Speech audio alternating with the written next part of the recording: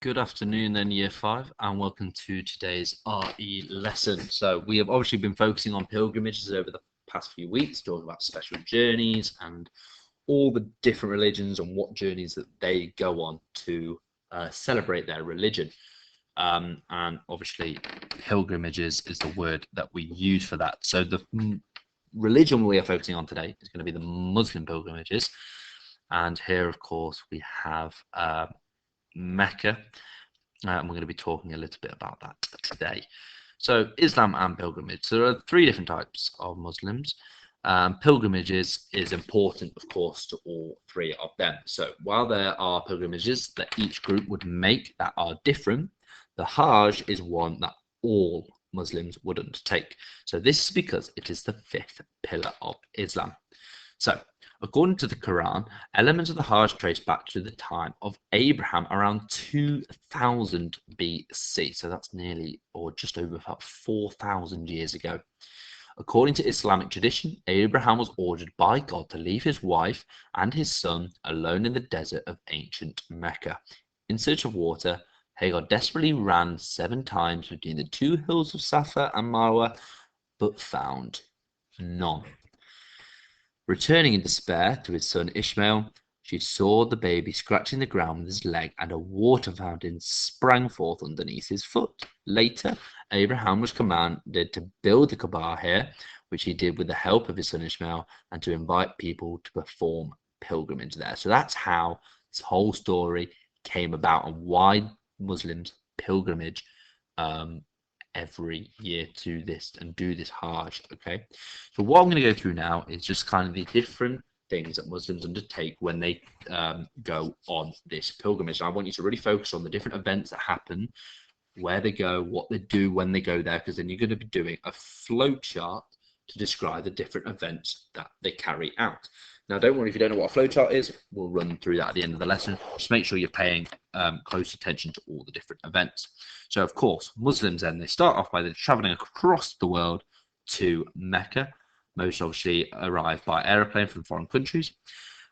Pilgrims wear the ihram, which is like a white cloth, which is worn so all people are equal, whether they are rich or poor. Okay, so which symbols that everybody there is equal.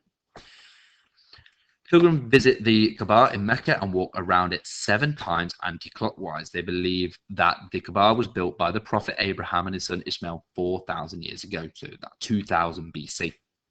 It is the first house built on earth to worship Allah and has been made larger over the years. So Safa and Marwa are the 2 small hills, remember, that was run between several times looking for water, now located in Mecca. Between which Muslims travel back and forth 7 times during this pilgrimage.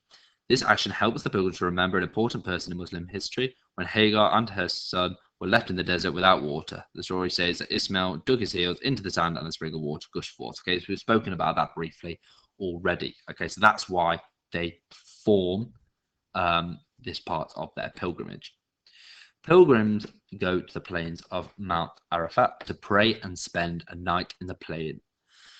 Pilgrims spend the night praying and sleeping on the ground with open sky and gather pebbles for the next day's ritual of stoning the devil. Okay, so here's Mount Arafat, was the scene of the Prophet Muhammad's final sermon. Pilgrims spend the day here in prayer. Okay, and this is where, like, you can see all the pilgrims sleeping together in the open at night. Okay. Then once they've done that, they've obviously collected their pebbles that they've gathered from the previous day, and they then throw these pebbles that they've collected, these 7 pebbles, at each of the 3 walls called Jamarat. Now, obviously, my pronunciation, by the way, today isn't excellent, so I do apologize for that. This is believed that at this spot the devil appeared and Abraham threw stones to scare him off. That is why pilgrims do that now. That's why Muslims go on this pilgrimage. Okay, so more than 100,000 tents provide accommodation to the Muslims in Mina. Wow, look at that. That's crazy. Loads and loads and hundreds of thousands of people all gather at the same time to take part in this pilgrimage. Okay, and another thing to remember, okay, is animals are slaughtered to remember the story. Traditionally, the pilgrims slaughtered the animals themselves, but today many pilgrims buy a sacrifice voucher, which allows an animal to be slaughtered in their name, so they don't actually have to do it themselves. Okay, because obviously culture nowadays has moved on a lot more. We don't really tend to do sacrifices to gods. Okay. Another important rite of Hajj is shaving heads as well. So all male pilgrims shave their head or trim their hair on the day of Eid, and women pilgrims cut the tip of their hair. This date is known as Eid ul-Adha. Okay, so what I want you to do then, one more bit. So finally, the pilgrims return to Mecca, to the Kaaba, and circle it 7 times again. Once pilgrims have completed all the rituals, they are given a new title. After a successful pilgrimage, pilgrims can prefix their names with a new title and are held with respect in Muslim society. This obviously brings people together and unites Muslims from all different parts of the world, irrespective of their race, color, and culture. Really important that, okay? Everybody's seen as equal. It's a very, very big part of this pilgrimage.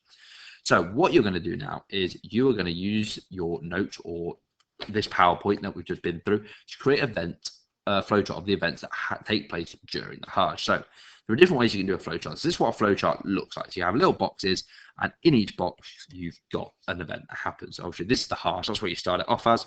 You travel to Mecca. You wear the ihram. So there's the first 3 that you've done for you. Okay. You can also do flowcharts like this, but I've already sorted it out in your Google document, and it looks, just because that was the easiest way for me to set it out, is you're just doing a downwards one. Okay. Now there are loads of boxes there that I've done for you. I think about 15 or so. You can try and fill them all if you can. There's loads of information on here of all the different things that they do. Make sure, of course, you do these events in order of how they do them. Okay.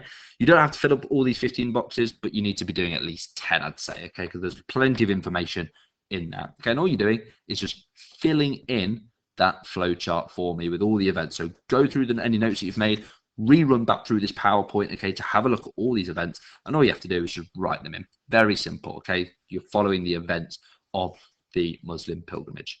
And then once you've done that task and you've finished off your flowchart, there's another section that I'd like to do underneath. Okay, and it's talking about the significance of the Hajj. Okay, so why is it important for Muslims? Okay, so watch this video here. There's a link that's attached onto the website that you can, or onto the Google Classroom with this piece of work that you can watch. Do your own research if you want to on top of it. Use this PowerPoint as well to help you. Okay. And I want you to tell me why the Hajj is so important and why is it significant to Muslims. Okay, just a few sentences on that below. Okay, that's it for today then, Year 5. Thank you very much. I'll see you later for our live lesson. Enjoy the rest of your day.